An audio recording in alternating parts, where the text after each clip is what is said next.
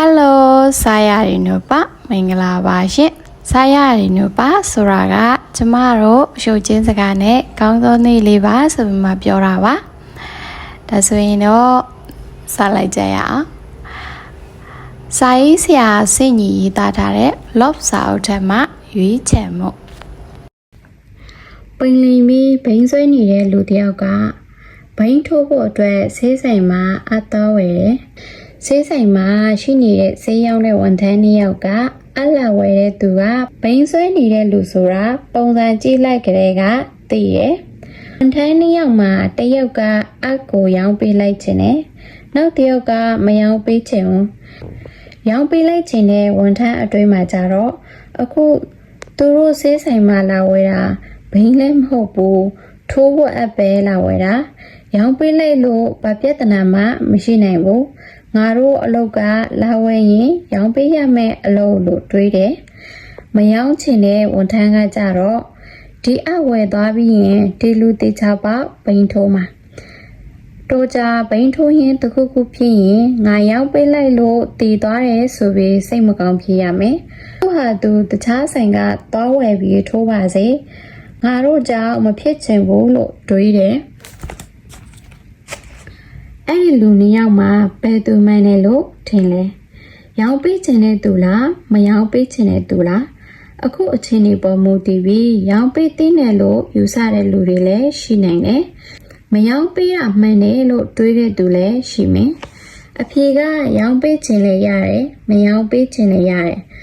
ကိုဆုံးဖြတ်ခြင်းနဲ့ကိုပါပဲဘိန်းဆွဲနေတဲ့သူကဘိန်းမရရအောင်ရှာမယ်ရအောင်ထိုးမယ်ဒါသူ့ရည်ရွယ်ချက်ပါပဲဆေးဆိုင်ကအယောင်ပေးပေးမပေးပေးသူကယူမဆိုင်ပါဘူးဒီဆိုင်မယောင်ပေးရင်တခြားရောင်းပေးမဲ့ဆိုင်ရှာမှာပါသူဘိန်းထိုးဖို့ကအဓိကပါပဲတရားမဝင်တဲ့ဘိန်းတော့ရအောင်ရှာဝယ်ပြီးပြီပဲအကရှာဖို့ပုံလွယ်တာပေါ့အခုကြားနေရတဲ့အိမ်ထောင်ရေးပြဿနာတွေလူမှုရေးပြဿနာတွေလည်းဒီလိုပါပဲဘိန်းစားကဘိန်းမြန်ရအောင်ရှာတယ်လို့ဖောက်ပြန်ခြင်းနဲ့စိတ်ရှိနေတဲ့သူကယောက်ျားဖြစ်ဖြစ်မိန်းမဖြစ်ဖြစ်မရရအောင်ဖောက်ပြန်မှာပါပဲဘိန်းစားအသွားဝယ်တဲ့ဆေးဆိုင်ကအကိုရောင်းချင်တဲ့ဝန်ထမ်းနဲ့မရောင်းချင်တဲ့ဝန်ထမ်းတွေလိုပဲဖောက်ပြန်ခြင်းတဲ့သူကလာစီးယုံတဲ့အခါစိတ်တူကိုယ်တူဖောက်ပြန်မဲ့သူရဲ့ကဖောက်ပြန်ဖို့လာစီယုံတာကိုလုံးဝလက်မခံတဲ့သူရဲ့ကွာသွားပါတယ်လူတွေကလူတွေပဲမို့လို့လာစီယုံတဲ့သူတွေတော့စီယုံခံရတဲ့သူတွေရောယောက်ျားလေးတွေလည်းဖြစ်နိုင်တယ်မိန်းကလေးတွေလည်းဖြစ်နိုင်တယ်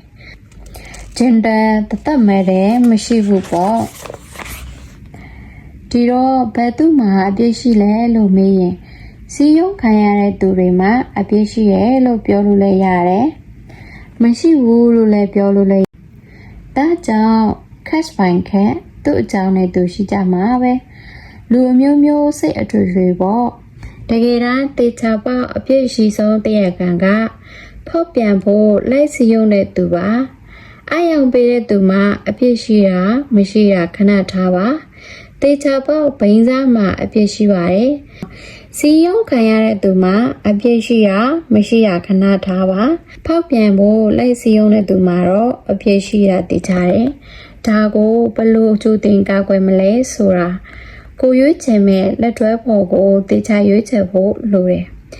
ဖြစ်ပြီးသွားတဲ့သူတွေအတွက်ကတော့နှစ်နည်းပဲရှိပါတယ်ကွဲနိုင်ရင်ကွဲမကွဲနိုင်ရင်ဆက်ပေါင်းပေါ့အချက်ကြောင့်တက်တည်သွားတဲ့စိတ်မကောင်းစရာသတင်းတစ်ခုကြားမိတော့အတော်စိတ်မကောင်းလို့ရေးဖြစ်တာပါဒီလိုကိစ္စတွေကြုံခဲ့ရင်တက်တည်တာတော့အဖြစ်မဟုတ်ပါဘူးလို့ပြောချင်ပါတယ်အမှမတန်တာကိုယ့်ရဲ့တန်ဖိုးရှိတဲ့ဘဝကိုသစ္စာမရှိတဲ့လူတွေကြောင့်တက်တည်ရတာလုံးဝမထိုက်တန်ပါဘူးစိတ်ဘလောက်ဖိစီစိတ်ဘလောက်ပင်ပန်းတက်တည်ဖို့လုံးဝမတွေးပါနဲ့ကိုညီကိုမောင်နှမတွေလိုသဘောထားပြီးပြောပြတာပါတက်တည်တာအဖြစ်မဟုတ်ပါဘူးအဆုံးတက်တာအဖြစ်မဟုတ်ပါဘူးသူမရှိလဲငါနေနိုင်တယ်ဆိုတာကတာလင်အဖြစ်ပါ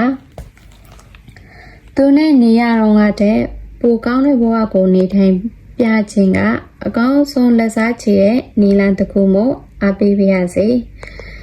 သူမပါတဲ့ဘဝကပိုအေးချမ်းပြီးပိုလှပမှာပါ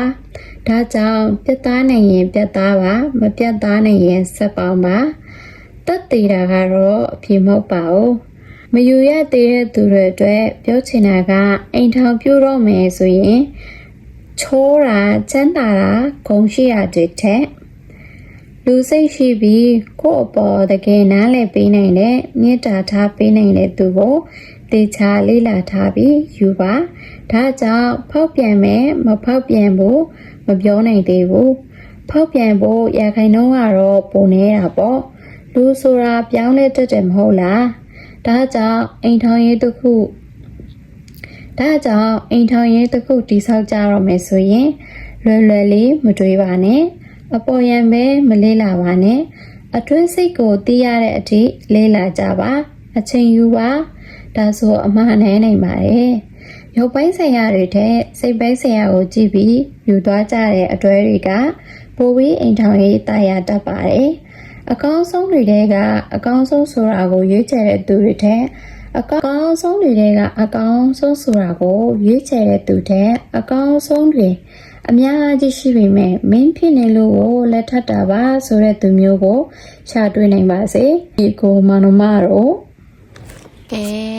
ဆောင်းပါးတူလေးရတော့ဒီလောက်ပဲဖြစ်ပါတယ် Love စာအုပ်တွေကဆရာစင်ကြီးရေးသားထားတဲ့စာအုပ်တွေကိုစိုင်းနိုင်မှာဝယ်ယူပြီးမှဖတ်ရှုနိုင်ပါပြီကျမအတွက်အရင် favorite ဖြစ်တဲ့စာရေးဆရာပါ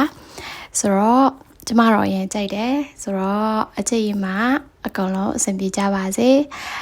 လူတိုင်းကောင်းမွန်သောဘဝတွေကိုပိုင်ဆိုင်နိုင်ကြပါစေနားဆင်ပေးလို့ကျေးဇူးတင်ပါတယ် May God bless to you bye bye